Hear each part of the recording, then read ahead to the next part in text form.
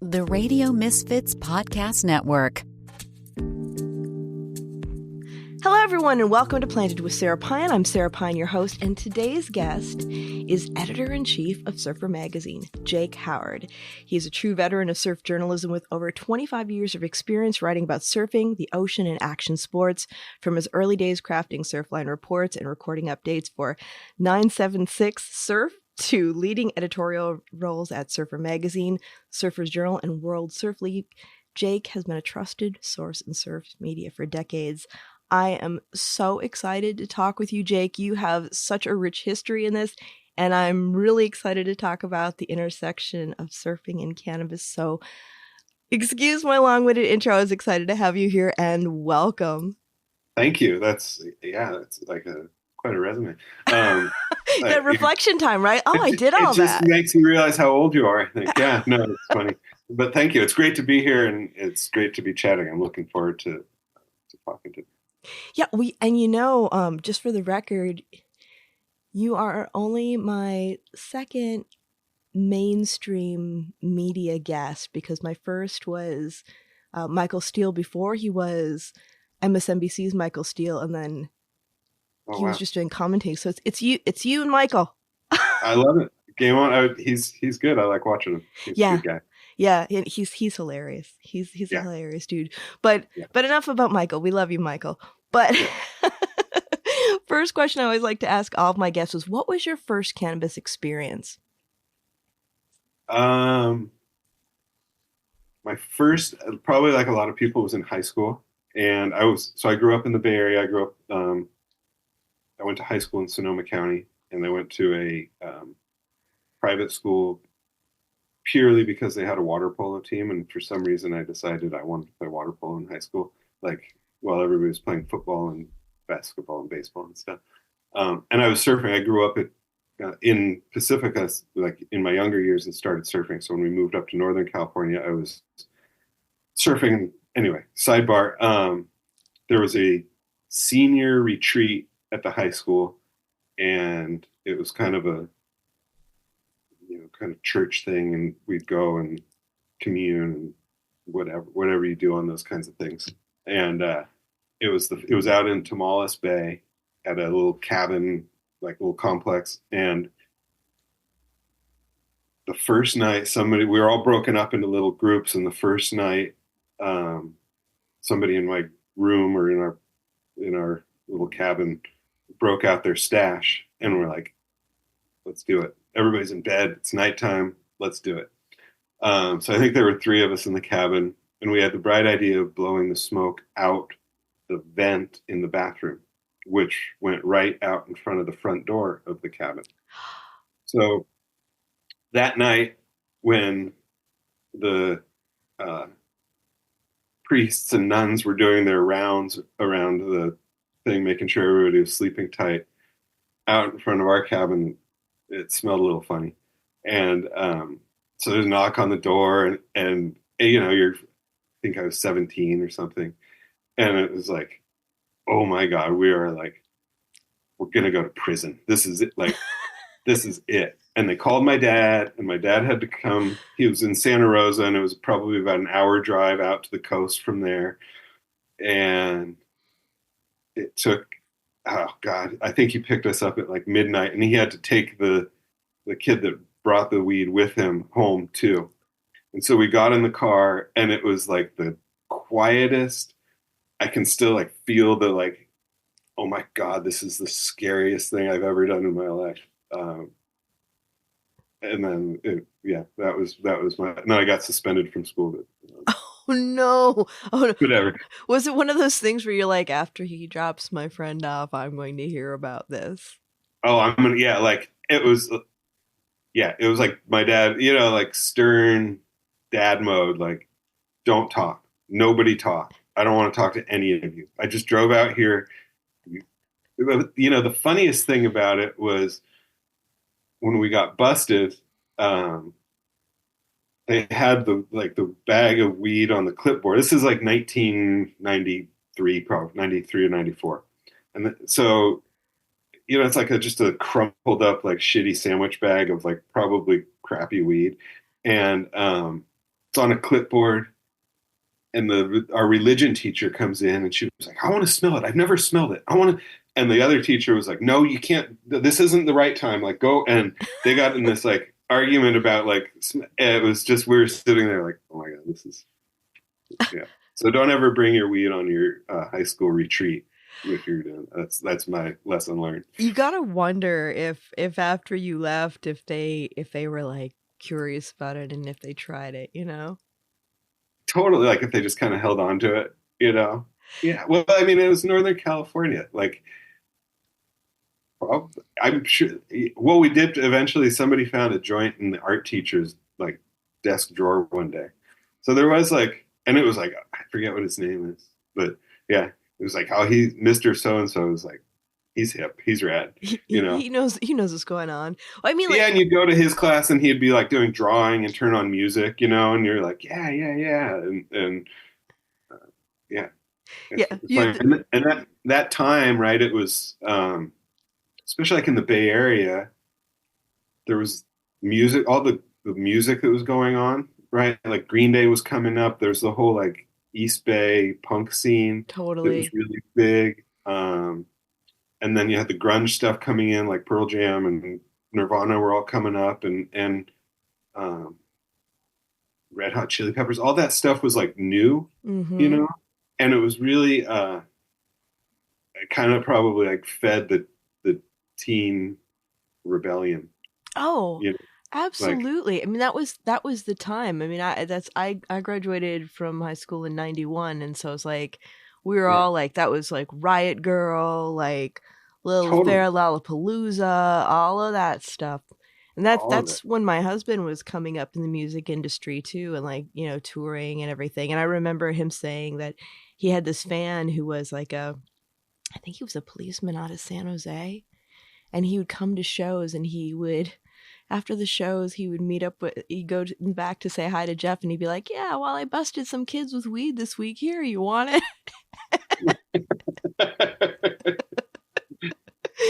It's like, you know, Yeah. it's not good for the kids, but you're a musician, take it.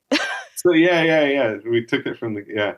Yeah, and it was an interesting time in the Bay Area, right? Because the right, that's where the policy part and the legalization movement is like, you know, is my parents grew up in San Francisco. They were like the cutest couple of their high school in 1966 or 60, the summer of love.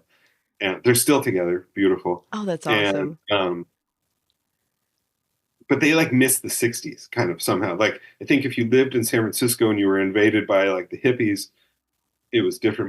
My family had lived in the city since the 1880s, Oh, and wow. they'd immigrated from mostly from Scandinavia, because we're all immigrants, and um, so they had been there for a while. And then I think, you know, there was kind of a blue collar element to San Francisco at the time. My Oh, yeah. grandfather ran a lumber shop that did like custom moldings for all the houses and stuff like that in the city. And and I was always like, so when I grew up, it was like, how did you guys like not go to like Hate Street all the time and like go to all those concerts? And maybe they did, and they just didn't tell me. Um, but I don't think they did. I think they just kind of like they were doing their own thing. And so when I grew up, it was like going into the city and seeing bands and being part of that, and the cannabis culture was like all intertwined in that because of what was happening like socially and politically, Hmm. right? Um, Yeah, I I remember remember those. being in clubs like that was around when I moved here was right around the time that they started not allowing cigarette smoking in bars. Yeah, yeah, And I remember but joints were still being passed around. Like yeah. I had a friend who was so mad that somebody pulled a cigarette out of her mouth, but she's like, "But they're passing joints around during this concert, but they took my cigarette away from me." I'm like, "Well, that's San Francisco for you. I think it's a good policy." Yeah, I'm backing it. Yeah. Yeah, and then it was like it was in high school where we would go out and we'd surf in Bodega Bay primarily. When I was in high school, it was the closest to where we lived, and there was a beach that had a hotel next to it, and the water's really cold. The water's like, you know, in the low 50s or upper 40s. And we would get out of the water, these like high school boys are like the lowest common denominator of like human intelligence, I think. So we would get out of the water and we'd be in our wetsuits and like sandy and dirty and salty and muddy and stuff. And we'd go to the hotel and get in the hot tub at the hotel. They must have hated And you. yeah, like there must have been just like so much sand in the filter and stuff when we left. And we'd take off our wetsuits and then be like, this is great, and it's like, middle of winter, so there's not like a lot of guests around. So I think we kind of, and there's no cameras or cell phones or anything at that point, right? So like, Right. if nobody sees you, you're like, doesn't matter. But we were sitting in that hot tub one time, and a guy and his girlfriend, an older, I don't know, he was probably not that old, but it seemed old at the time. And he breaks out a joint, and this is the first time that I'd really like sort of started to understand the difference of different types of cannabis. And he was like, well, I'm a connoisseur. And he started passing a joint around to all these high school kids. And that was the first time I had seen somebody like delineate between different types of strains and things like that. That was the first time it kind of like entered my consciousness, I guess. Yeah, I remember back in the day having like, because I had female friends, but I hung out with a lot of dudes. Yeah. And so you'd always have those guy friends who'd be like talking about indica and sativa, and I used to be like, yeah, shut up. Like, weed is weed. Because back then it was like, you got what you got. So I never thought about it until I started. Well, actually, it was really until I got into cannabis because in my late 30s I had cancer, and it was my first dispensary experience, and actually being able to have that accessibility to compare and contrast cultivars and how it makes you feel. And then all of a sudden you're like, oh, there is truth to this. But we still have a lot to do to educate the public about that, because how many people, actually differentiate between that stuff nowadays? I mean, more than before, but we still have a lot of work to do around that. Totally. Yeah. And just overall education and acceptance and understanding. Yeah. Yeah. What I mean, I think, and getting into that, like, part of the education, acceptance, and understanding, I think, is the normalization about having the conversations in mainstream culture. Because, you can have cannabis magazines, you can have cannabis podcasts, you see like some of the articles that are coming out, but it can be a little gatekeepery because the general public isn't always tuning into that. Like, they're reading other magazines that have, other interests. Like, if you're a surfer, you're reading Surfer Magazine, or you're reading. You're preaching to the converted already. Yeah, to a point, right? Exactly. And so it's like, that was one of the things that I was really excited to talk to you today, just in general, because surfing and cannabis just goes hand in hand in so many ways. But also, the exciting stuff that's going on with you, Embark, and Humboldt Family Farms, because it's really kind of it's a very rare thing to have a mainstream publication highlighting cannabis. You want to talk about that a little bit? I'd love to. Yeah, it was a really interesting opportunity that came up, I don't know, 6 months ago or whenever we started talking about it. And it made a lot of sense to explore where we could go with it. And then we got to know Scott at Humboldt Family Farms, and Courtney at Embark, and both teams on both sides of those companies. And the more we talked about it, it was just felt so natural and very organic, so to speak, no pun intended. But Scott and I felt like we hit it off right away. His story, he grew up in San Diego. I was actually born in San Diego and then moved to Northern California with my family when I was a kid. But his whole story was super interesting about all of his time in the medical field, and then going up to Humboldt and where he met his wife and the farm and how he got involved in it. And it was like he immediately felt like one of the people that I grew up surfing around because of where I grew up, right? And it was, up in Northern California, north of San Francisco, to be a surfer is challenging. It's cold, the waves are big, big sharks. There's not a lot of surfers, or there certainly weren't a lot when I was growing up. And there's definitely no like professional side of surfing up there. Where you come to Southern California, where the surf industry is based, all of the companies, all of the media at the time, everything was based in primarily Orange County, Orange and San Diego County. So to be up north of San Francisco was like a whole nother, you might as well have been up in Canada, you know? Mm-hmm. And so there were a lot of surfers up there, a fair number that were farmers also. And they were the guys that were kind of like you look up to as a kid. They were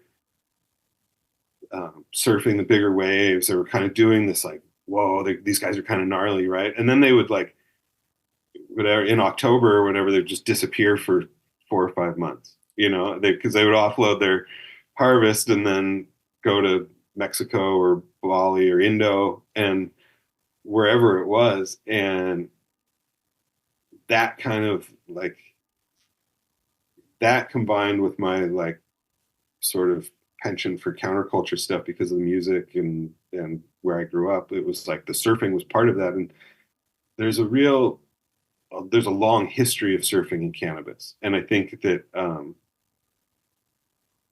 you know, like cannabis use surfers or cannabis users, surfers get stereotyped, and they get stereotyped. They're very similar, like the Jeff Spicoli, you know, That's like, exactly what I whoa, was I'm just so thinking wasted kind of thing. Right. And it does a disservice to both things. Right. And that's where like education and continuing to tell stories and stuff is so important. Because you need to break down the stereotypes to understand that like there's people that have won Nobel Prizes that surf, right? Like there's Pulitzer Prize winners that surf. There's amazing doctors and lawyers and all kinds of people that surf, right? And just like there's all kinds of people that use cannabis, and they just like cannabis, people look to surfing for different things. Sometimes it's just enjoyment.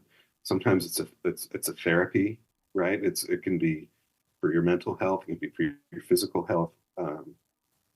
There's a lot of parallels there, and Surfer Magazine wouldn't be what Surfer Magazine is today without cannabis, because the founder, John Severson, got high and sold the magazine when he had his run-in with Richard Nixon. Can we talk about that?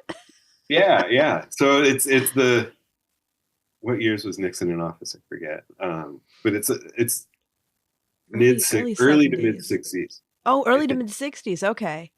I think maybe it's early 70s. It's whenever Nixon's like spending lots of time in San Clemente and he's splitting time between DC and hiding out in Orange County. I'm looking it up right as we're talking, because now I've got to know. Yeah, I want to. He was serving. He served as president from 1969 until his resignation in 1974. Because I knew I was alive for a little bit of that time, because that was like that, because Vietnam was going on. Right. Yeah. And Surfer kind of gets this. So there's a Surfer editor's guy, Drew Campion, and he introduces John Severson, the founder of Surfer, and his wife to cannabis. And they're all of a sudden their colors are a little brighter, sky's a little bluer, they're painting a little more. Surfer, you can see in them the issues, they start taking a much more sort of kind of little cosmic, they start getting a little more cosmic instead of like just straight ahead kind of like surfing, right? And at this time, John Severson is living in San Clemente, right next door to Richard Nixon and his Western White House. And John had taken photos of the president while he was on the beach and sold them to Life magazine. And Nixon wasn't very happy about his privacy being invaded like that. And so the Secret Service started bugging John's phones, hanging out around his house. You know the story. Your uncle was part of the. My uncle probably was on that property. He probably had an eye on John. Isn't that a funny small world thing? It is. Humboldt Family Farms is rooted in the legendary hills of Northern California, where cannabis isn't just grown, it's lived. As one of the top sun-grown cannabis brands in the state, Humboldt Family Farms represent a collective of multi-generational family-run farms deeply committed to sustainable practices, environmental stewardship, and the craft of cultivation. Every harvest reflects decades of knowledge and a deep respect for the land, the plant, and the people who enjoy it. Now, they're partnering with Surfer Magazine and Embark for a first-of-its-kind collaboration, the first time in Surfer's 65-year history that they've ever partnered with a cannabis brand. The drop includes Humboldt Family Farms' iconic Maui Wowie flower and Hawaiian Fanta pre-rolls. You'll find the collab exclusively at Embark locations across California, and a limited number are dropping as part of Embark's weekly Getaway Bag series, a fresh tote every Friday packed with California's best cannabis. And it sells out every time. Embark has earned its place as California's most trusted cannabis dispensary, but they're not just selling cannabis. They're creating experiences that connect people to the plant and proving that it can be a force for good. They're pioneering what normalization looks like, bringing legal sales and consumption to places no one thought possible, like the California State Fair and Cali Roots. This summer, they'll do it again at Dead & Company's 60th anniversary in Golden Gate Park, followed by their 5th year at Outside Lands, with Humboldt Family Farms right alongside them. Every Embark location gives back 1% of sales to its local community, helping fund youth drug prevention programs and logging thousands of volunteer hours across California. A collaboration like this with Surfer Magazine and Humboldt Family Farms is an extension of this mission. It proves that cannabis can exist in mainstream culture, that it belongs in iconic spaces alongside one of the most demanding sports in the world. This is what progress looks like. For more information, visit Humboldt Family Farms at HumboldtFamilyFarms.com, Embark at GoEmbark.com, and Surfer Magazine at Surfer.com. And so, at one point, the heat got too hot for John, and he sold the magazine and moved to Maui and started painting and kept surfing and raised a beautiful family. And but that changes John and Surfer Magazine basically creates what becomes surf media today, right? And there's surf forecasting websites and contest websites, and there's all this media out there. But in 1960, John's the first one to do that, and so a few years later, Nixon comes along and chases him out. And then it's right around 1969. It's the winter of '69 in Hawaii, and up until that point, surfboards had been pretty long. They were like what they would call longboards today, 9-10 feet long. And there's a shaper in Hawaii named Dick Brewer, and he's on Maui. He's running a surfboard label on Maui, and a couple really notable pipeline surfers, Jerry Lopez and Reno Avalera, go over to Maui to get him to make a board for them. At the same time, there's a crew of Australians that come over to Maui to surf this one-wave Honolulu Bay. And some, fate intertwines. They all meet up and congregate in a parking lot at a sugar mill and smoke a joint together. The shaper, Dick Brewer, and this other Australian shaper, Bob McTavish, smoke a joint together, chit-chat, and then the surfers, then they break up, surfers go off to surf. And Brewer goes into the shaping room, and I got an idea. Inspiration hits, right? And he chops the front of the first 2 feet of the nose of the board off, and cuts the tail off, and makes this super short board, which I think it ends up being 7 or 7.5 feet long, and which at the time was really short, really short. It would be really long today, but so that's the first shortboard, and that really changes, alters the course of surfing and allows high performance surfing to come in, and then professional surfing comes in from that. And it's one of those things did them sitting in the parking lot smoking a joint change the trajectory of surfing, like John Severson smoking at his house in San Clemente? Probably, And then there's also the story of The Endless Summer, the greatest, most famous surf movie ever made, which came out in 1964. And there's this climax scene in the movie where these guys are going around the world, and they're chasing the summer, looking for the perfect wave, right? And they're in South Africa and they find this perfect wave. That's this movie climaxes with them at a spot called Cape St. Francis.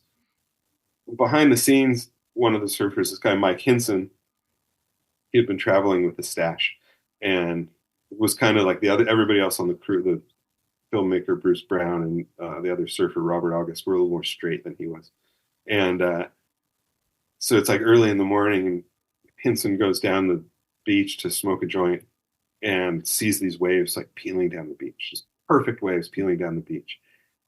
So he comes back and get up, everybody, we gotta go surf, and it becomes the climax of the movie, and Endless Summer becomes like the biggest surf movie ever made, essentially. And it's just little funny. I think it's interesting, little funny behind the scenes things like that. That like cannabis was just there. It was Right. infused into it, right? And there's so many stories like that throughout probably the last 50 or 60 years. Yeah. Well, and I think about like, especially in the times before legalization, when cannabis was a real cash crop, Right.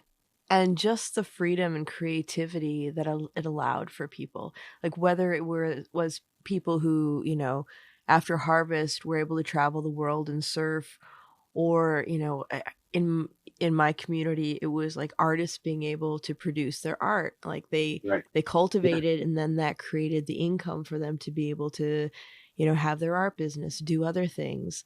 Yeah. um Being from Lake Superior, and there are some crazy people from where I'm from who like to surf during storms Yeah. and stuff like Yeah. that. Oh, the You Great see them Lake with, surfers are crazy. Yeah. yeah, you see those like beards that are just covered with icicles, and you gotta wonder, like, did you get high and think that was a good idea? Or how good is it when you get out and warm up and then get high, right? Right. There's some payoff there. There's gotta be. Yeah, and like surfers were, you know, especially in the '70s, there were a lot of surfers that got into the smuggling Mm-hmm.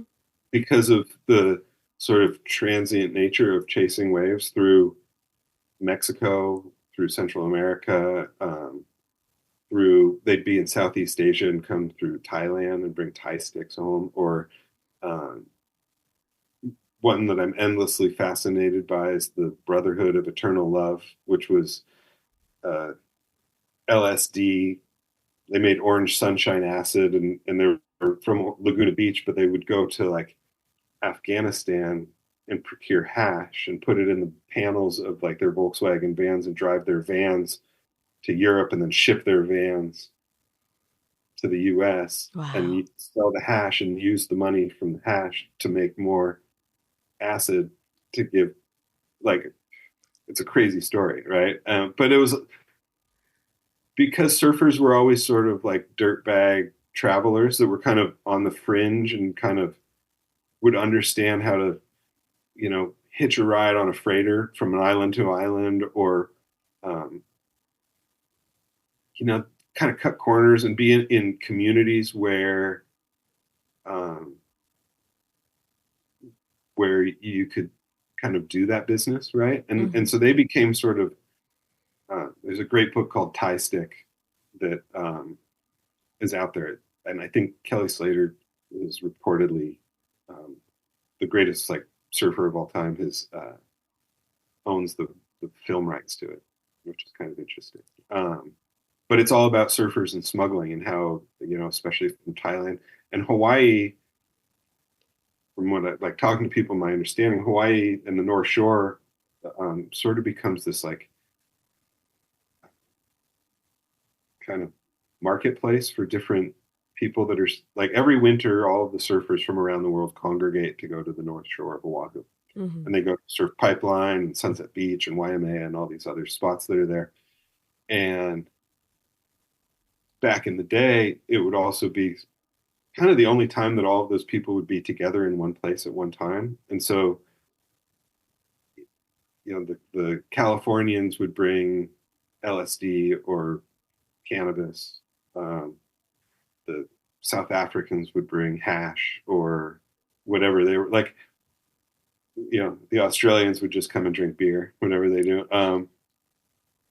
But it became this like interesting little like, yeah, especially in the 70s, surfing goes through this full like, it's deep counterculture, right? It's not commercialized yet, Right.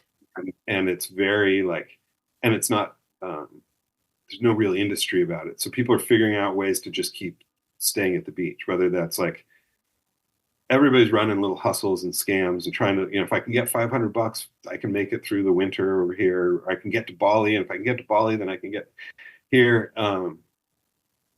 So that kind of lends itself to like, especially when airport security was probably a little bit looser, and you could just have a brick and hash in Yeah. your And carry-on, nobody pays something like that. attention. But it's like creating that situation to be able to live your best life, even though there are significant risks, the rewards Yeah. far outweigh it. I gotta wonder too, because like the other year I had Carolyn Garcia on the show, Mountain Girl, and she Hmm. was talking about, because she was there for Keezy and the electric Kool-Aid experiments and all that, and being married to Jerry, and she talked about like back in that day, like all the musicians that would come in and out of the area, and that was how she ended up getting all these different genetics, all these different seeds that were like Right. gifted and traded.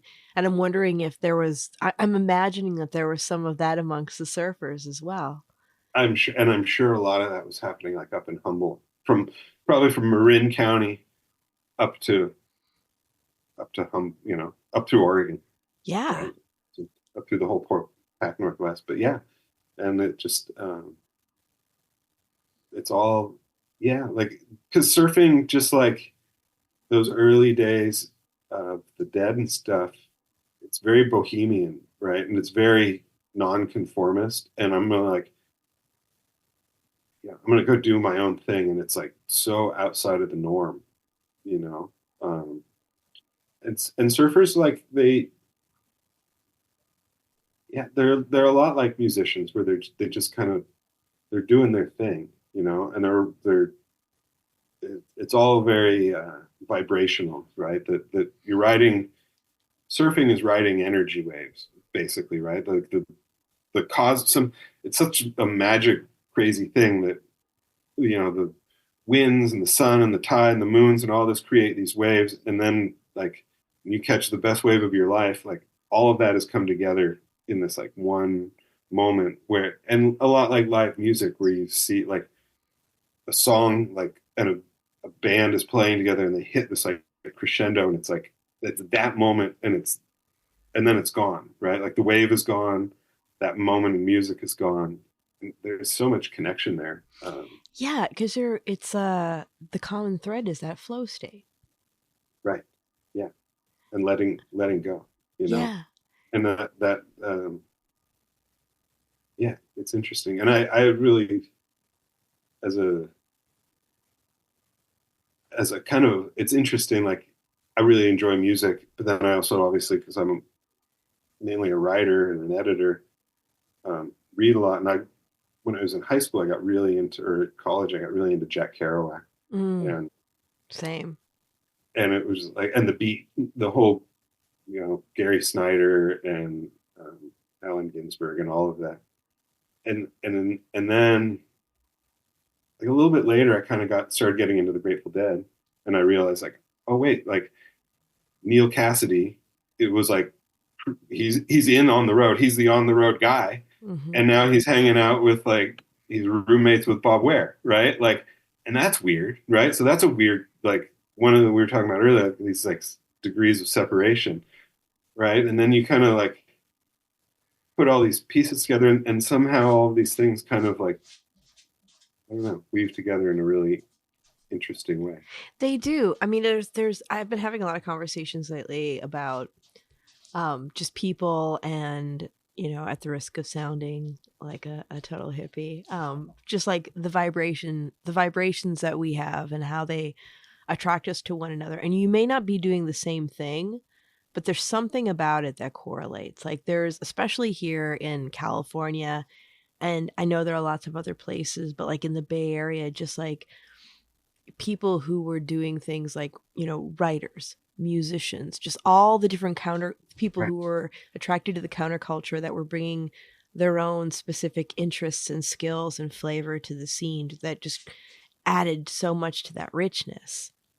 Totally. Yeah. Like one of my favorite places to go surf when I was a kid was in Bolinas. Oh, I love Bolinas. And it was like, so here's a funny story. This is how small the world is. And this may be like maybe a little bit risque, but it was like I was like 16 years old and we went to go surf in Bolinas and we'd drive down from Santa Rosa, which is 45 minutes or so to get to the beach, maybe an hour.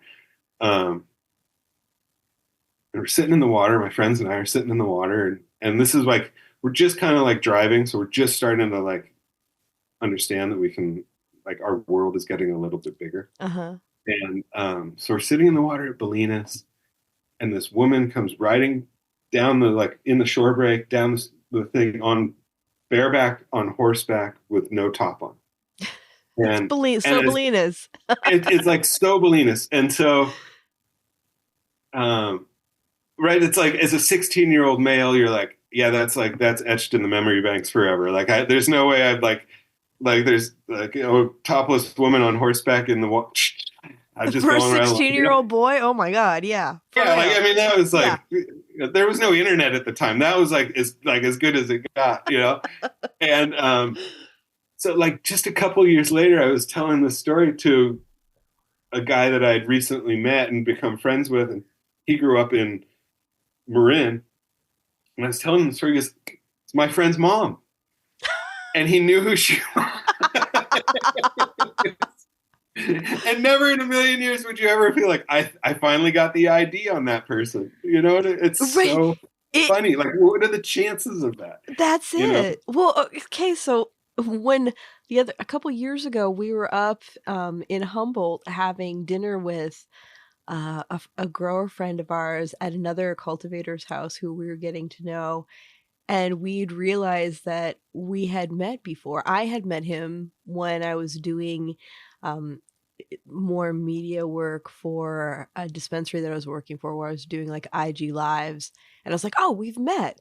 But then Jeff, my husband, when his bandbox set was really big in the Bay Area, he got hired by the volunteer fire department of that area up in Humboldt to come and do a gig. And he was telling us about it at dinner, and he's like, yeah, you know, we're driving through the woods. We've got these weird directions. It's before GPS, and you know, you'd start to lose hope, and then you'd see like a paper plate like nailed to a tree saying, "You're not lost. You're on the right track." He's like, so we're deep in the woods, and it's this volunteer fire department party. It was called a barn burner, and they were given like these huge jars of weed for their weed for the day, and so they're playing this, but there's like all these other things going on, and there was this. And Jeff was like, and I distinctly remember this dunk tank with this very beautiful woman who was topless in the dunk tank. And our host that evening was like, that was my ex-wife. Small world. Yeah, small world. It's so funny, especially up in those communities. Like, you know, it's cool. I love it. Yeah, everybody runs into everybody. Everybody has a story. And I think it's just such it's beautiful, it's comical, it's so many things. Are you looking for a lasting, meaningful way to connect with your audience and highlight your brand? Well, listen up, because Planted with Sara Payan is taking on new sponsors. Here's a powerful stat. 20% of listeners are more likely to support brands they hear about on a trusted podcast. And 60% actually look up that product after hearing about it. That's the power of podcasting. Planted with Sara Payan has a unique draw. With remarkable guests, we attract and engage audience that spans all sides of the cannabis spectrum. Picture your message reaching these listeners time and again. Podcast ads are evergreen, meaning your brand stays relevant as new audiences discover and binge past episodes. It's a long-term investment that keeps on giving. If you're looking for a targeted, passionate audience with lasting impact, the right listeners are here waiting to meet your brand.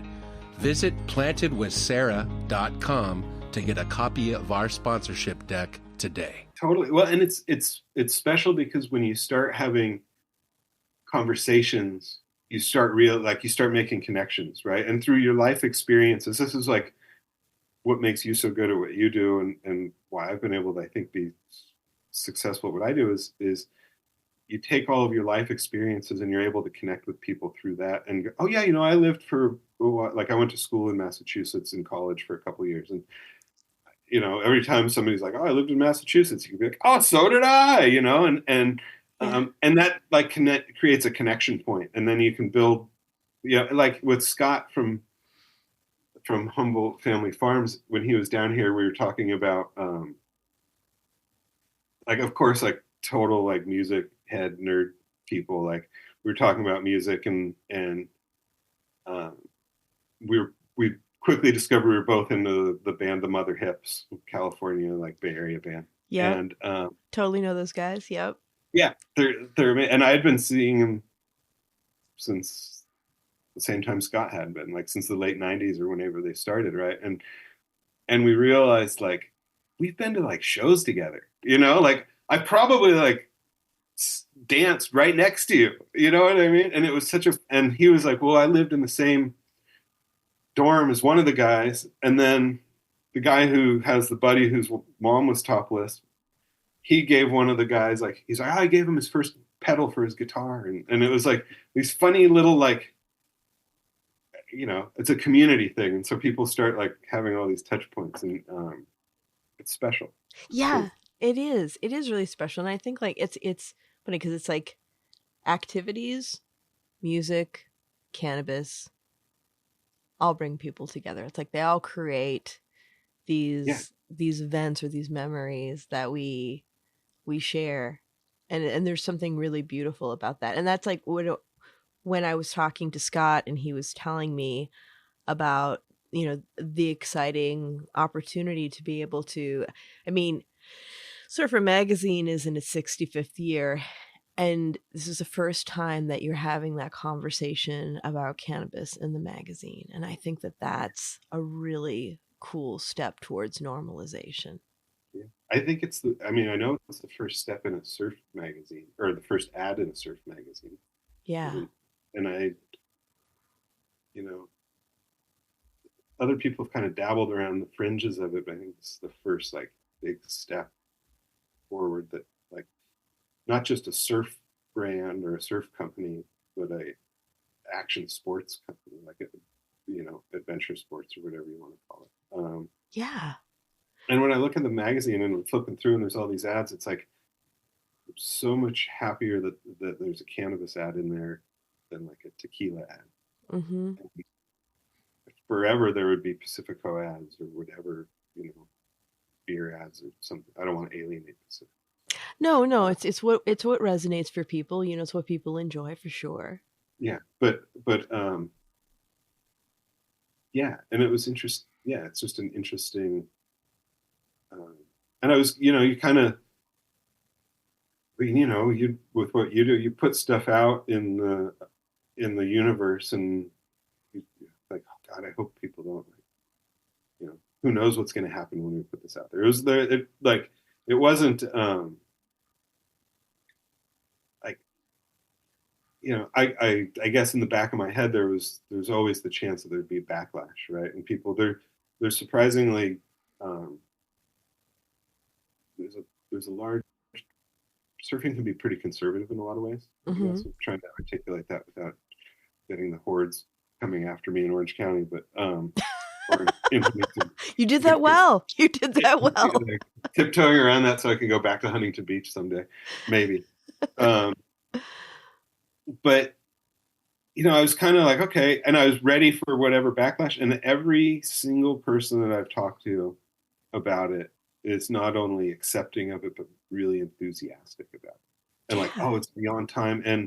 And I think, for folks like us that grew up during Prohibition times, and then like I have younger staff that are, in their early 30s and stuff, or late 20s, and it's a completely different thing, and it's a completely different mindset.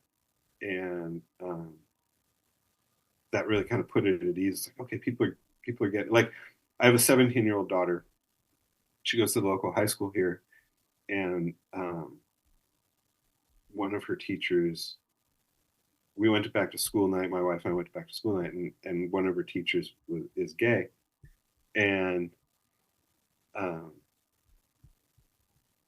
like, I guess some students saw him out one night at a restaurant having dinner with his boyfriend, or his husband, his partner, and my daughter like loved the teacher, like loved him, and she came home and she was like, Mr. So and so is gay, and I knew he was too cool to just be normal. And it was like what? Like, that's like so light years away from where we were in 1994 when I was in high school. Oh, it teaches how to hide it.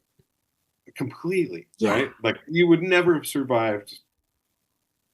High school students would have just, no, you couldn't survive. And it just kind of, it's that, and like the cannabis thing, they're all like those mindsets, those generational mindsets that as time goes on give you hope that, like, oh, things actually are changing, right? You know, and things are, these younger, all the work that's been put in is paying off in like the long game of it, right? The way people view sexual identity today, or the way they view cannabis use, or a whole myriad of social things, it's so much more accepted by younger people than it is. I think, I think part of that too is like, you have to give yourself credit as a parent, because I think our generation was the one that really started. Well, it's not that it didn't happen in other generations, but we were really starting to talk more about critical thought and, being who you are, really, because we saw it. We still, I mean, today, in today's political climate, we see the aftermath of people being stifled and not feeling free to be who they are, and what that puts out into the world. It's like, wouldn't it be better for people to be able to freely express themselves or choose the way that they want to unwind without, having repercussions? And what does that look like in a world where, I always say, somebody once asked me, because I worked in retail for many, many years in cannabis, and somebody's like, you've been here for a really long time and you must have seen some shit. And I was like, yeah, I have. And they're like, what? And I'm like, well, and I totally disappointed them. I'm like, what I've seen is that everyone wants to be loved. Everyone wants to be seen and heard. Everyone wants to be healthy. Everybody wants to have a good life. Like, that's the commonality. And when we get into critical thought and like really looking at like, what does that mean to be your authentic self?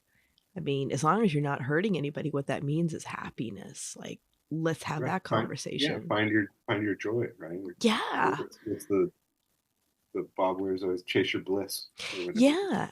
And right? You're not going to be like, yes, there are stereotypes, but there's also like, when you look at like, the thing that surprised me working in a dispensary, because I came from civil rights, working in middle management, and then went and worked behind the bar, was that people of all walks of life enjoy cannabis in different ways. Like, yes, there are the stoner stereotypes, and yes, there are people who really, really envelop themselves in the culture, but there are so many more people that just like enjoy it, just, however it resonates for them in their lives. Even like looking at like athletes, like I knew so many people who like to, work out, like consume cannabis before working out, because they said that it actually helped them with their focus, or to, kind of get beyond their bodies. Now, for me, I wouldn't be doing that. Like, I would be, looking for the chill eucalyptus towels and chilling out in the yoga room. But, everyone's different. Hey, to each is their own, right? Right. Yeah. And again, yeah, you're not hurting anybody. And it's such a safe way to unwind and recreate. Yeah. Right? And like you said, it's funny that I was at the Dead and Company shows in San Francisco, the last shows before they kept playing more shows. Yeah. But yeah, not the last shows, just the first last shows. That's the first last shows, right? Yeah. We went to all three of the last shows. but it was like one of the nights I was looking around. Is it Pac Bell Park there in the city? Um, and and a dead show is the same way. Like you see this microcosm of lawyers and doctors and all of these, kind of people from all walks of life that enjoy this music, and they all like get different things out of it, right? Mm-hmm. Some people are super into the drum space things. Other people, that's a great time to go to the bathroom, right? Like some people like the rock and roll songs. Some people like the ballads. Like whatever it is, and cannabis and surfing is like that too. Some people like to chase big waves. Some people thrill is riding the biggest waves that they can find on the planet. Other people want to just go cruise and hang out at the beach and be in the sun. And I think that's like going back to the Humboldt Farm piece is it's being outside and being out in the sun. Something that Scott and I talked a lot about. And it's just we walked around the beaches and did a couple hikes and stuff. And there's something that just like the sun, like the sun and the air and the fresh air and stuff, just it revives your soul. Yeah. And surfing is very little of the surf experience is like actually standing up and riding the wave. Most of it, like 99% of it, 98% is like getting to the beach, checking the waves, seeing your friends at the beach, getting ready, and then sitting after. Like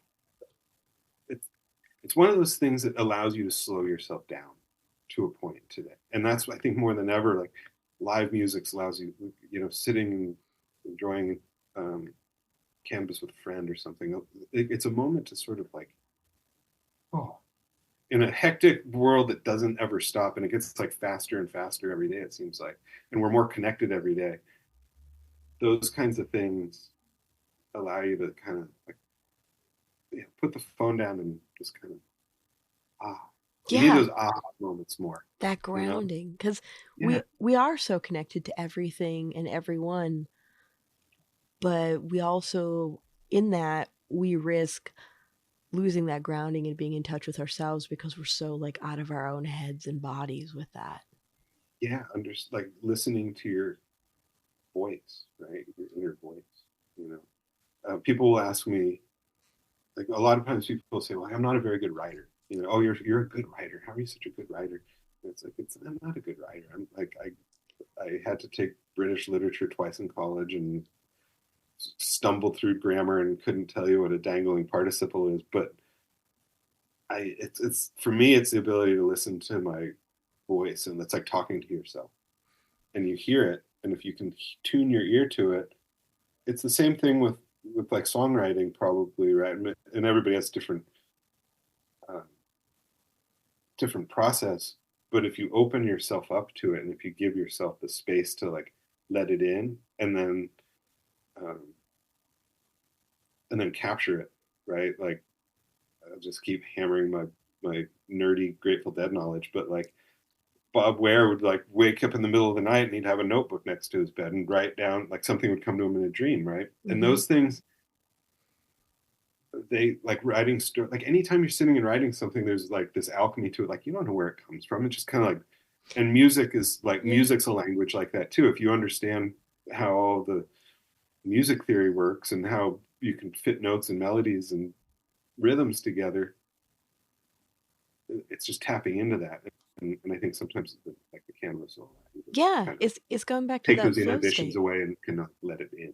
Well, I mean, it's, we have lots of conversations about this. There's the theory, there's the foundation of what you're doing, and like you can be very good at that part of it, but not be able to bring yourself to the art, like really express yourself. And I think that that's a huge difference. Like when I first went to college, I went to school for acting. I went to school with some amazing technical actors that still, they didn't, but there was something about that person that may have taken the classes, but they actually were able to dig deep and get into that flow state and really bring their craft. There's technique and there's craft.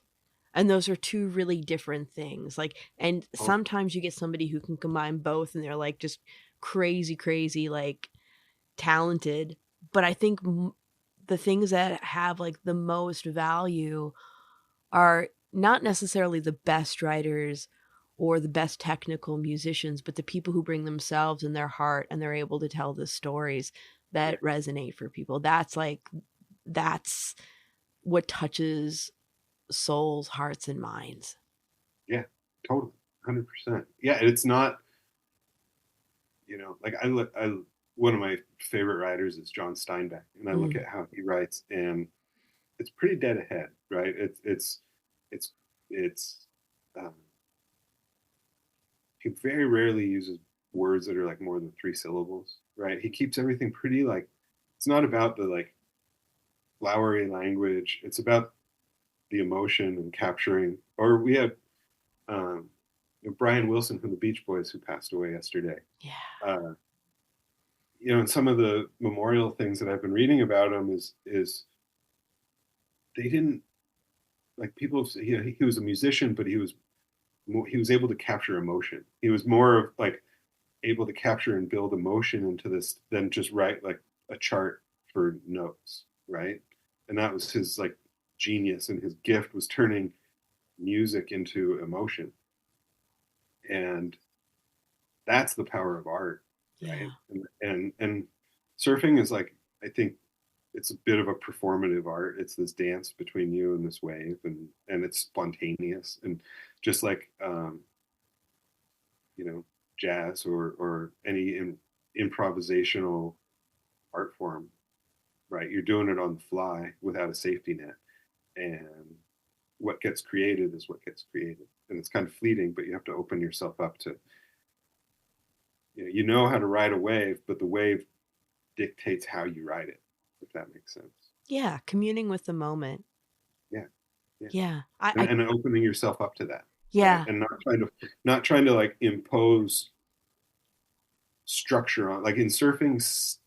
Style is something that people always talk about. Like like style almost trumps like uh, high performance ability, right? Like there's surfers that are very technical, um, but maybe they're not as eye pleasing to watch. But then there's surfers that you can tell they're everything's in tune. Their hands are in right place. Their body is like they're just completely in the zone, Mm-hmm.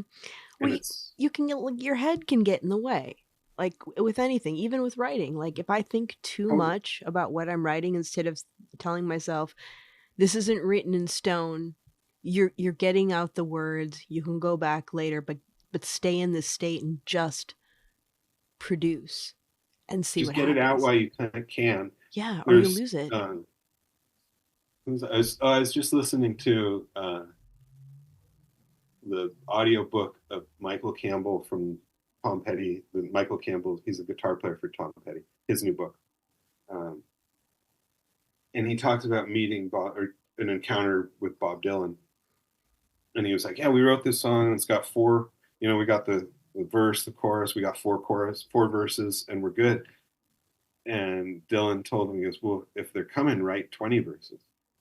And then pick the best ones, right? Like, or write 60 verses. Write until it stops coming, and then go back to that. And it really, like, that resonated. I'd been, it's like the ebb and flow of life. I'd kind of not been writing a lot, and then I kind of, for a few years, I kind of got back into it over the last few years. And then I was listening to one of Rick Rubin's podcasts, and I got his he book was, the other year. It was really good. it's so good. And his podcasts are great. He was having conversation with a couple of the guys from the Red Hot Chili Peppers. So like going back to my adolescent, like, like always going to be a Peppers fan.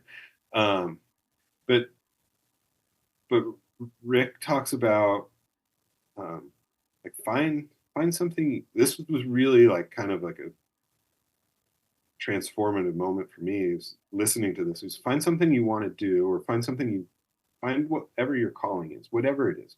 Writing surf stories, hosting a podcast, playing music, whatever it is, and do that. and do it every day and make it your life's work and show up every day to do that. And you're going to have times where you're very prolific. You're going to have times where you struggle. You're going to have ups and downs.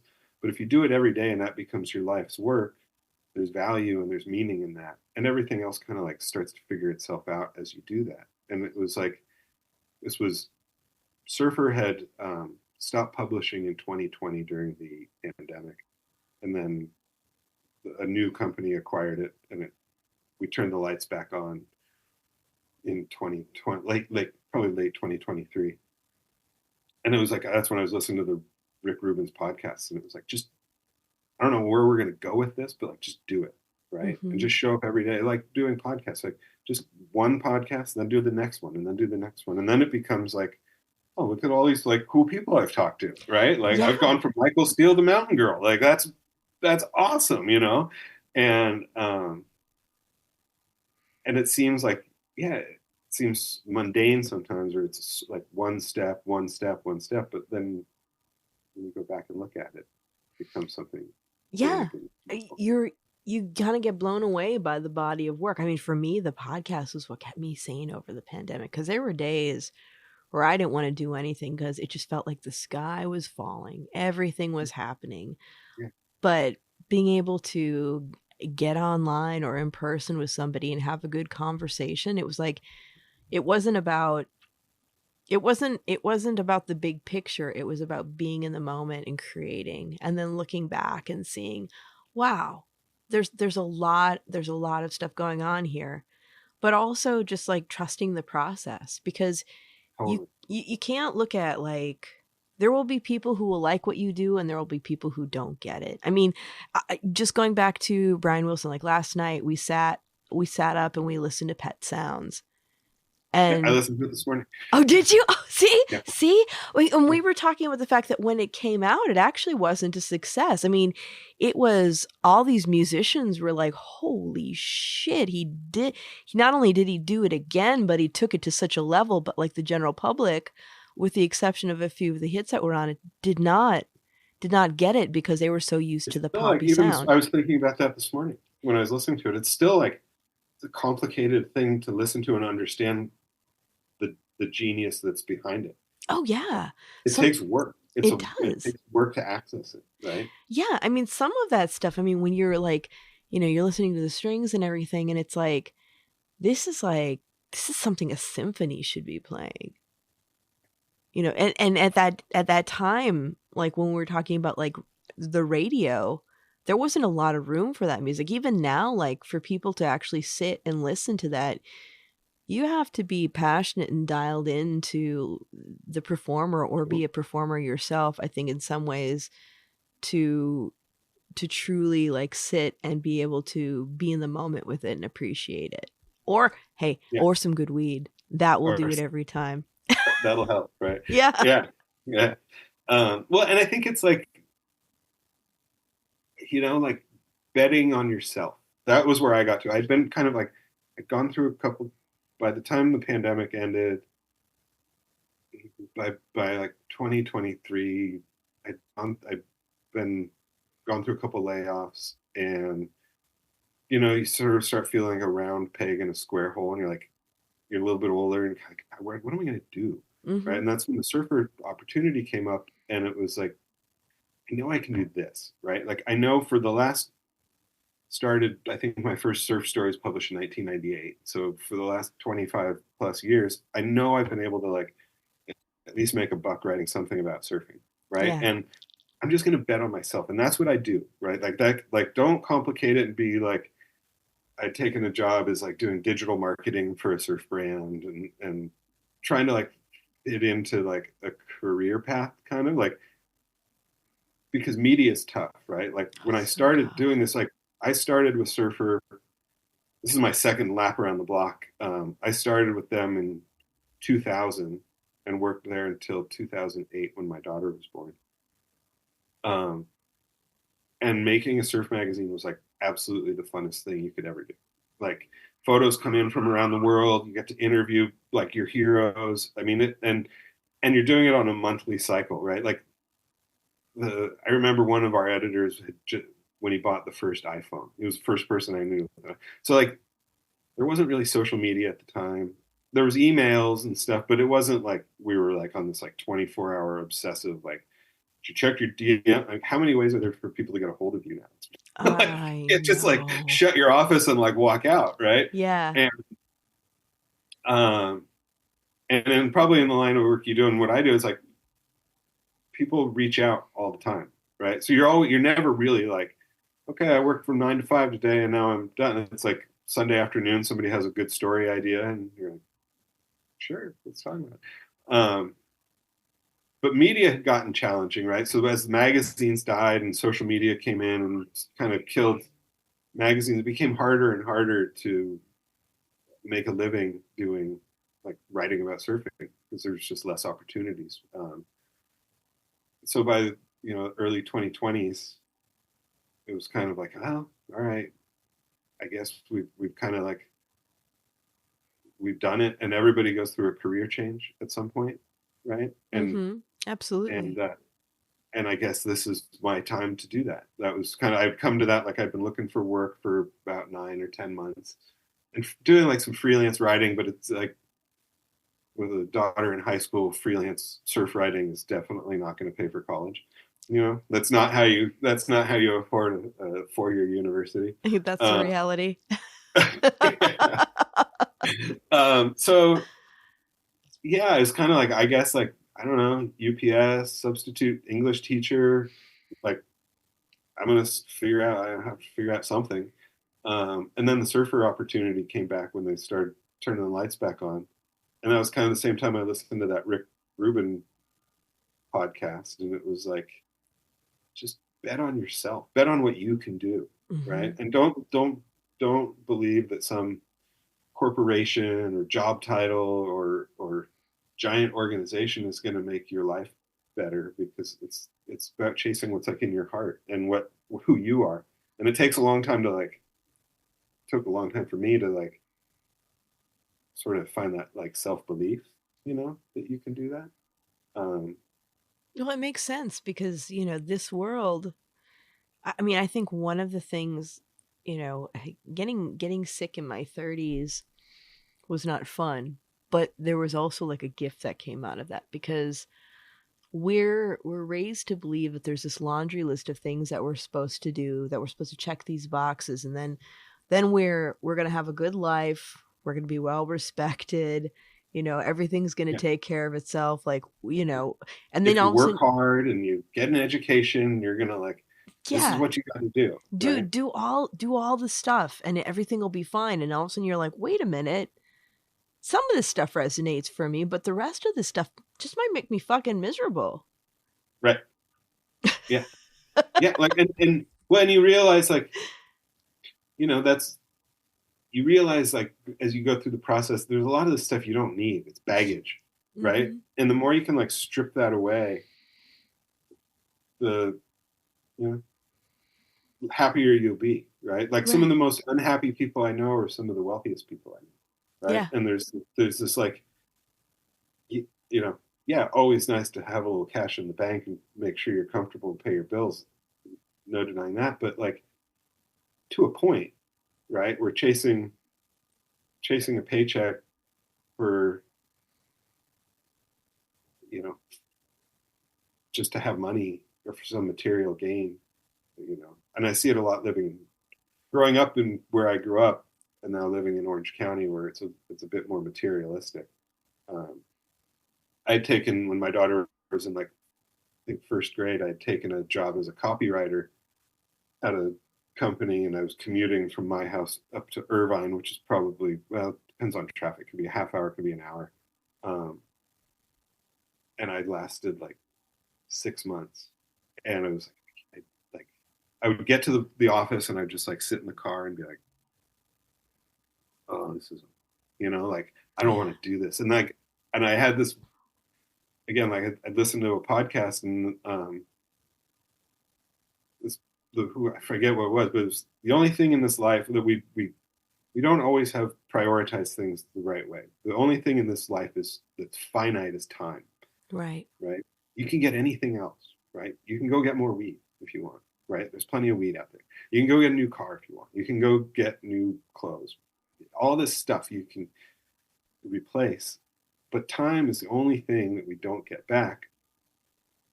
And I was like listening to that, and these two like silver BMWs pull up next to me with these two guys in like Oxford shirts that look like it was like being in the Matrix, like, hello, Mr. Anderson. Yeah. Like I looked, I was like, and I was like, at that point, I'm like, I'm not coming. I don't want to go to work here anymore. I'm missing my daughter growing up.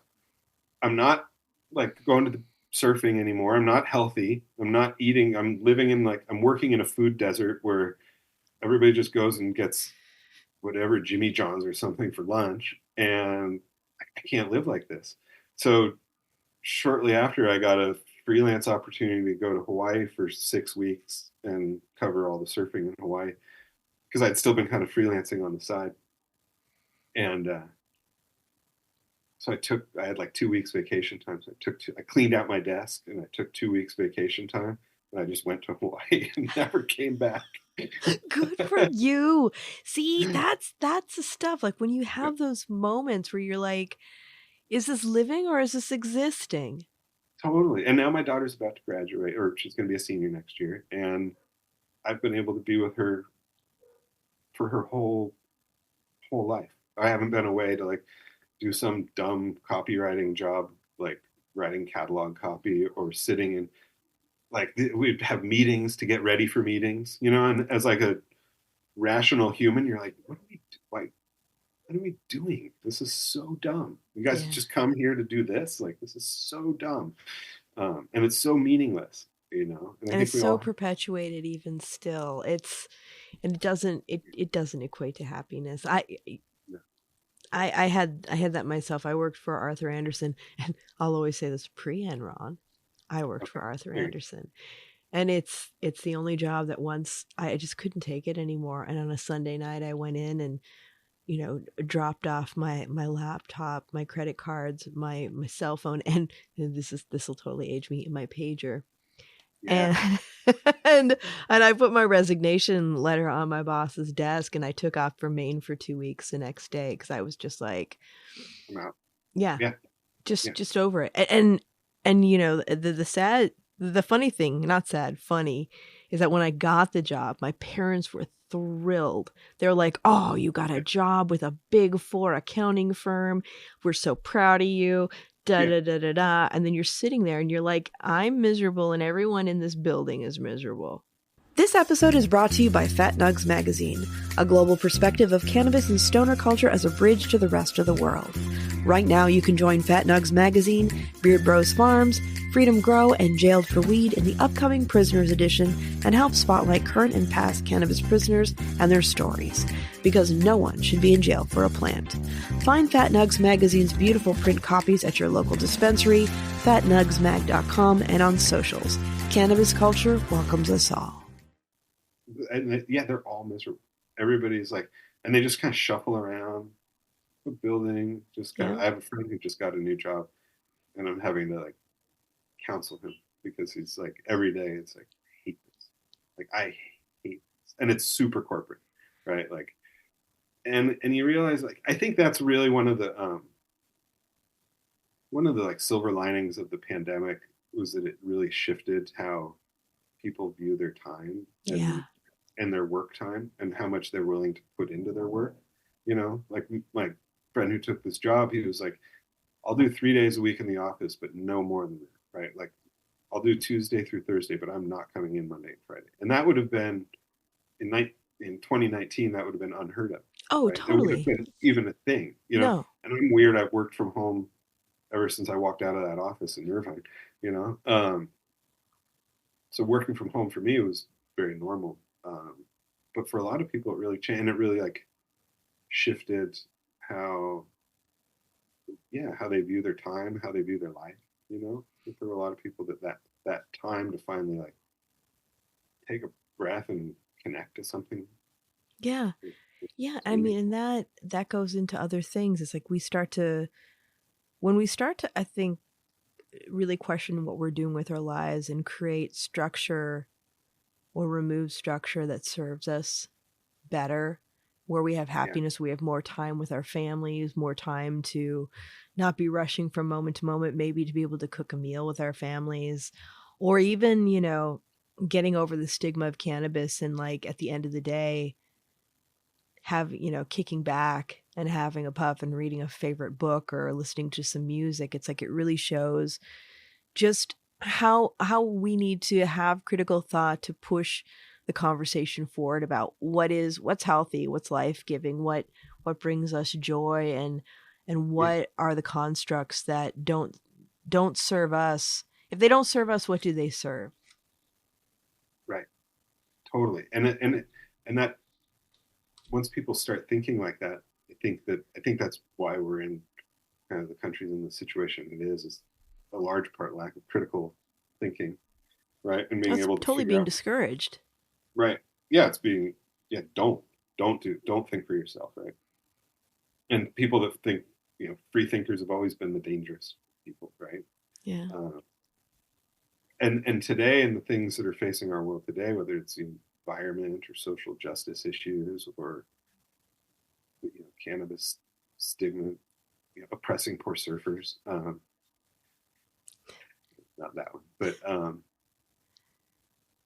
it all trickles down. Like if you can move forward in a positive way if people are thinking critically and logically through things, right? But if you're like, well, this doesn't make sense, so why? And then you kind of explore it, but that's antithetical to what our current administration wants. Well, I think that there's, instead of so much, I think what we're dealing with now is people really looking at our differences, right? Like really highlighting that and harping on that.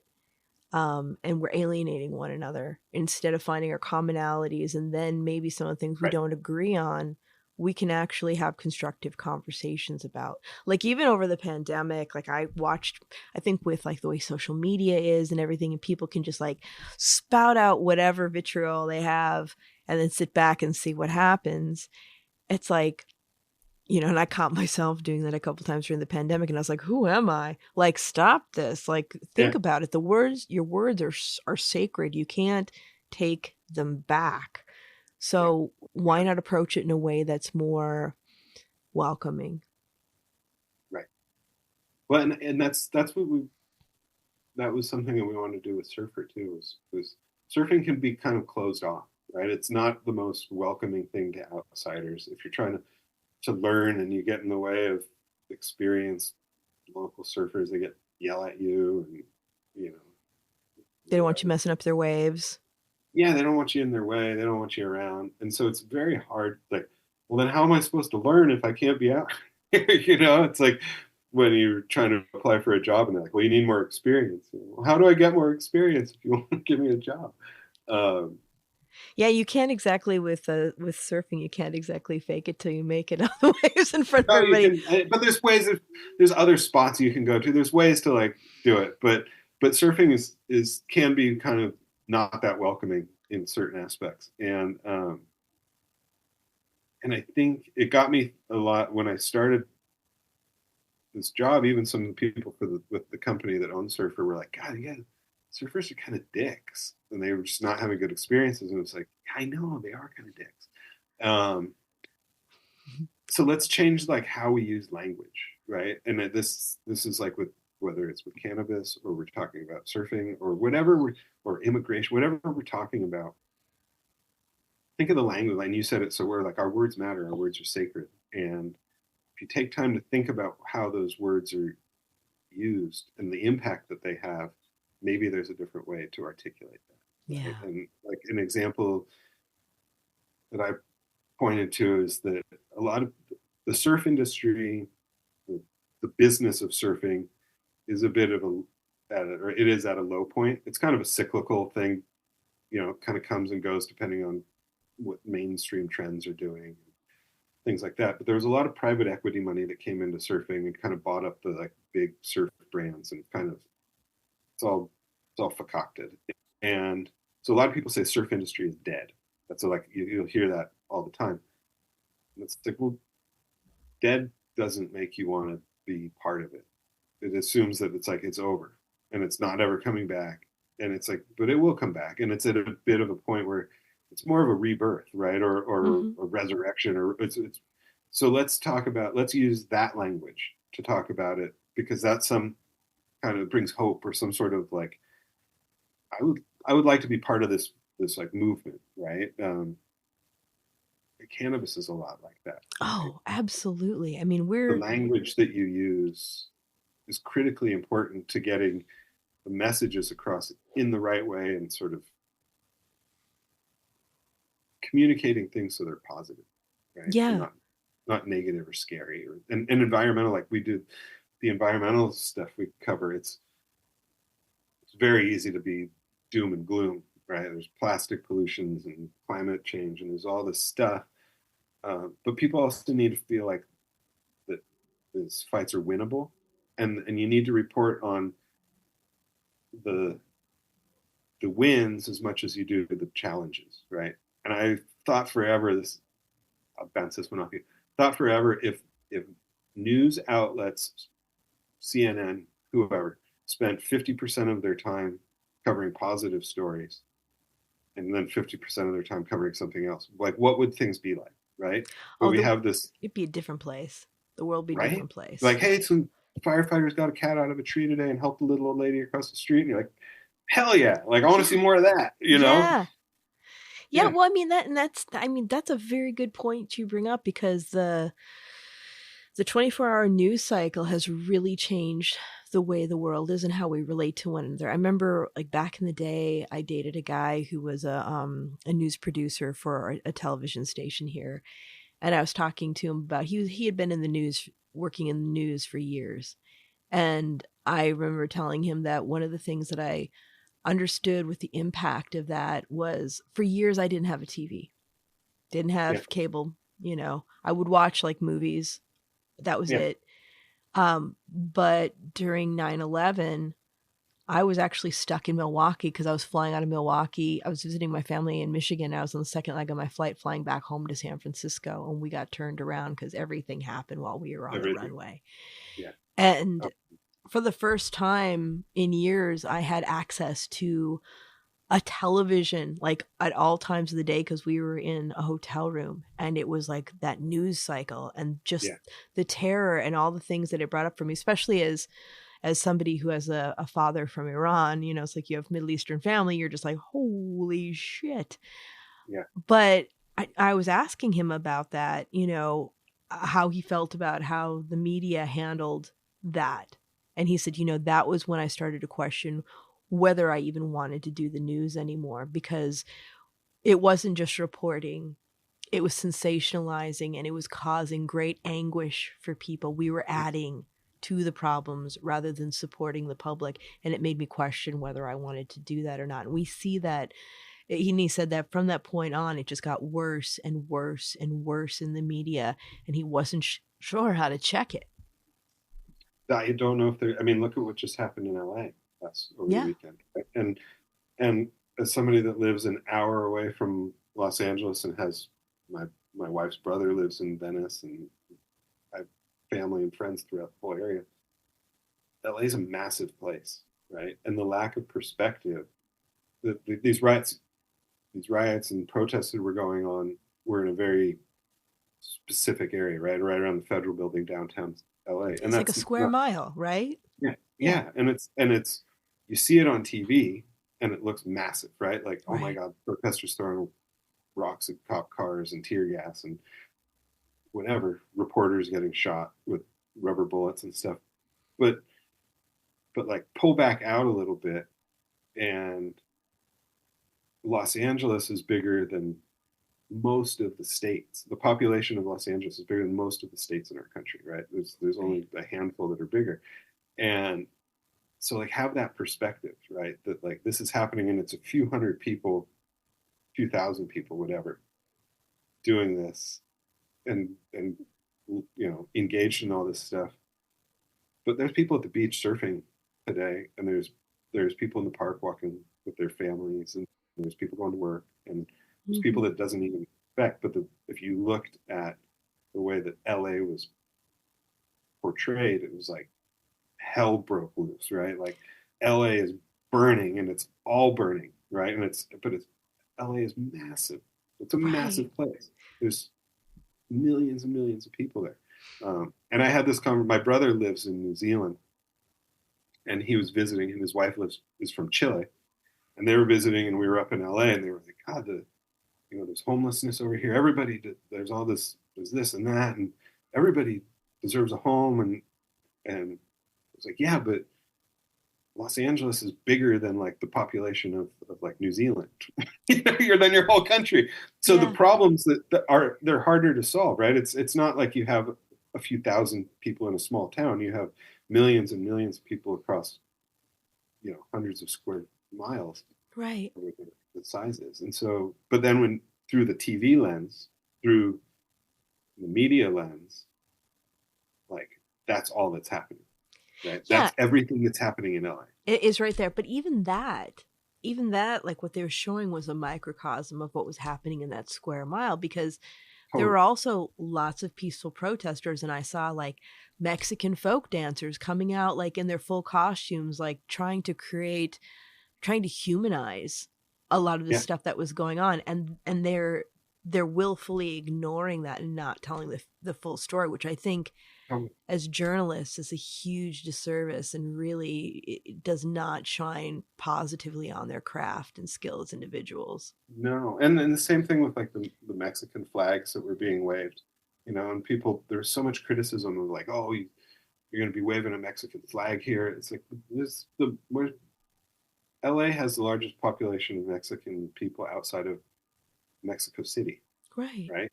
And it was part of Mexico for a really long time, much longer than it was part of the United States, right? Yeah. And so to not understand the cultural context of it, every street has a Spanish name. Yeah. Right? To not be able to articulate the cultural context of that and why this is like the pride in it.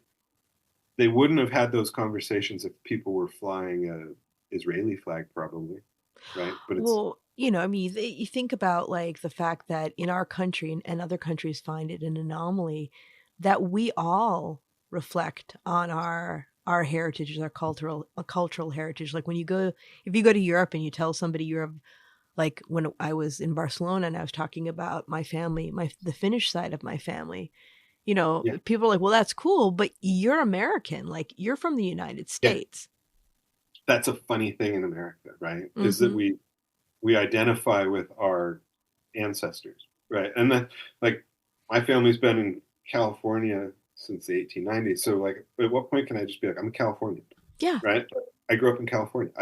My whole family, my whole existence has been here for 100 and something years, right? Almost 150 years. They immigrated from parts of Northern Europe. And it was funny because our family would always be like, oh, we're getting together and having like a Swedish thing. And it's like, God, Swedish food is so awful. And that's why there's no Swedish restaurants, That's why there's IKEA, so you can get your Swedish meatball fix. And you know what? Swedish meatballs aren't even Swedish; they're Turkish. See, there you go. It's a marketing scam. See, I just learned something new. Well, I've learned a lot from you today, but I got that too. But it. Yeah, like it's funny how people that live in America identify with their ancestors more than anybody anywhere else in the world. You're Japanese if you live in Japan. You're French if you live in France, right? Right. Mm-hmm. But then let me ask you this: if we're a culture that celebrates our ancestry and talks about it more than we do the country that we come from, why do we shame people who are newly coming to our country, who did live that culture, and they're celebrating where they come from, and we're telling them that they can't do what we do, though they probably have more of a right to it than we do? Yeah, well, that's the weirdness of America and being a country that's largely built on immigrants, right? That if you go back to go back to New York City when people were immigrating from Europe, and it was the Italians or the Irish, right? Like every wave of immigrants that came through was always somebody, right? the Chinese come to California and like build the railroads, right? And then we pass the Chinese Exclusion Act.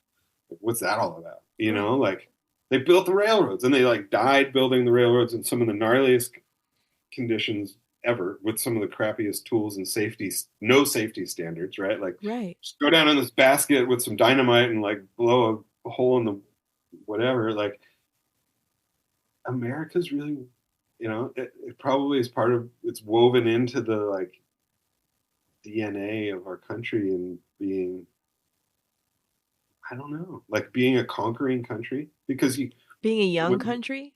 being a young country and being a country that's not built on, there's not centuries and centuries of history and culture and context to lean into. America starts by Europeans coming out and just decimating the indigenous population. Yeah, So those centuries of anything, culture.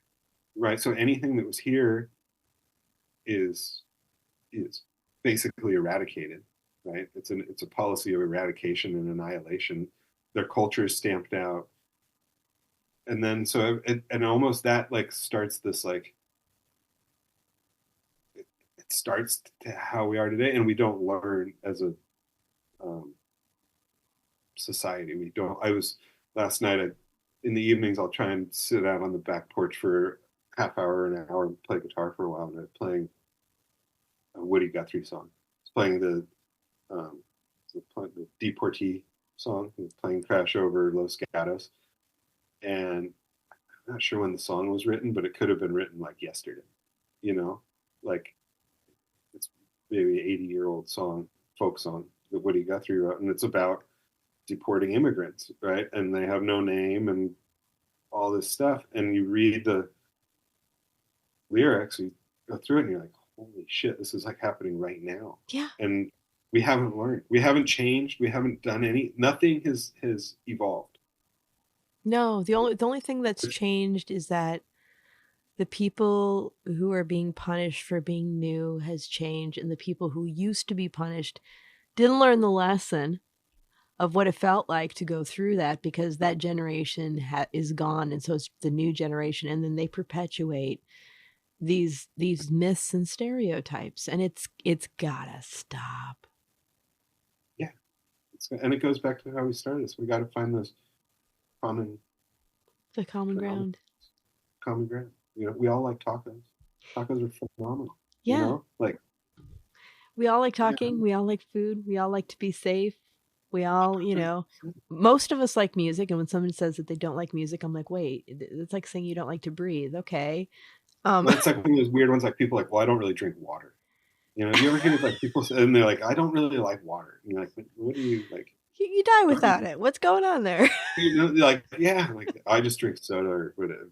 It's like, yeah, I don't know. Music and being outside and sunshine. It's like that's the good stuff in life. Yeah, being together in and on the good stuff. Because we've gone over time, and it's been so wonderful. But as we wrap up, what are some things that you're excited and hopeful about? I'm hopeful for the future. I think that it's right. Without hope, we don't have much, and I think with everything that's going on in this world, there's some really talented, really bright young people out there, and that while it sometimes feels overwhelming and it feels like there's a lot happening, there's also a lot of good things happening. And I think that's what gives me hope, is finding those stories of little wins here and there, and little wins add up to big wins, right? And it's you're not going to fix all the environmental problems in one fell swoop, but if a community comes out and does something to make a difference, does a beach cleanup, right? It's a little thing, but it's a big thing, right? And all of those things, as you see younger people with more open minds, that are engaged and interested and excited about the future. It's probably where I'm at in my life with my daughter, kind of getting ready to head to college, but she wants to go study environmental science and then go to law school. And it's That's cool. You go, girl. Like, yeah, like go do that. And I don't know how we'll pay for it, but we'll figure that out. But but that's the kind of stuff that, like, you know, and community things. We've been doing these surf movie nights with Surfer, where we once or twice a month, there's a movie theater in Newport Beach that we'll show a movie at, and the it just like going to a concert, right? The idea of bringing people, and I think that's something we sort of maybe lost sight of a little bit through the pandemic, but just the power of being together and the energy that creates and the community that creates. We had a movie night we did last week, and there was a surfboard that was being raffled off, and this kid won it, like a young 12 or 13, and he won the surfboard. And after the show, I learned that his father had committed suicide about a year earlier, and the kid's been having a rough go of things, and obviously a surfboard's not going to replace her father, but it was a moment where it, like, all of the community was around him and like so happy for him, and he was showing off the board, and he was like, he just had a moment of light in his life, you know. That's like, we can do that. We can make like one kid happy.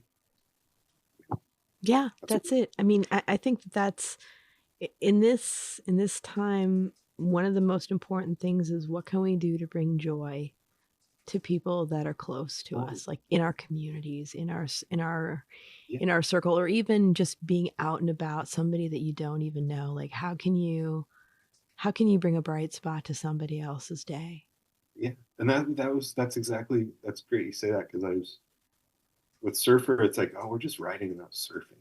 Like, surfing is like kind of like, you know, like a lot of people say it's selfish, right? Because you're just like, I'm going surfing, I'm going to go like forsake everything and like travel halfway around the world and go find some waves for myself. But it's joy, right? And it's happiness, and it brings people light in their life. And that was the approach that I wanted to take with Surfer when we were starting it back up, was like, let's be that light. That's a contribution too, right? It is. It's a very important we're not on the contribution. front lines of a protest or something like that, or we're not in the halls of government or in the courtroom or whatever we are, like trying to like drive change, but we can bring a positive element to people's lives. And if they feel a little bit better, if that kid feels a little bit better because he won that surfboard, then that's a like mission accomplished. Yeah, it's all about bringing the joy and engagement. Yeah. And for people who want to follow you and the magazine on social media or subscribe, how do they do that? Yep. We're on Instagram. We're at surfer.com is the main one. We have a newsletter. People can subscribe through the newsletter, and we can send you goodies every week. And then we're on Surfers on Instagram and Facebook and all the social channels too. Awesome.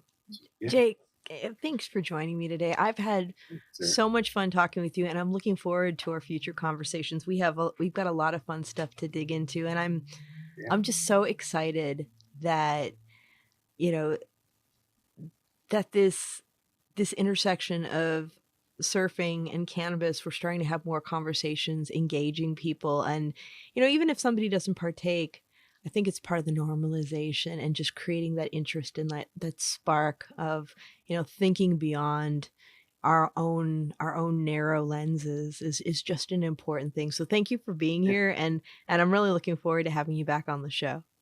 Thanks. Yeah, we get to do this again. Yeah, we do. Right? We could bring special guests. That'll be fun. Exactly. Yeah. Tune in for our next episode. Additional special guests, everyone. Thanks so much, Jake. We won't reveal them yet. Yeah, well, not yet. Not yet. We'll let them know. This was like an amazing conversation. I probably could have kept going for a few more hours. Well, that's why we're going to do it again. Thank you so much, my friend. Have a wonderful day, and we'll talk soon. Thank you. Okay, bye. And everyone, remember, if you like listening, please Give us a review, share it with a friend, let us know what your favorite episodes are, and if you'd like to stay in touch over social media, we are Planted with Sara Pion on Facebook and Planted with Sara on Instagram and Twitter. You can also go to our website, www.plantedwithsara.com, or listen to us on our parent network, Radio Misfits Network, where there are other great podcasts, like one of my favorites, the Winemakers Podcast. So check it out. You can listen to Planted wherever you listen to your favorite podcasts, whether that's Pandora, Spotify, Amazon, Google, Apple, Stitcher. Tune in. We are there.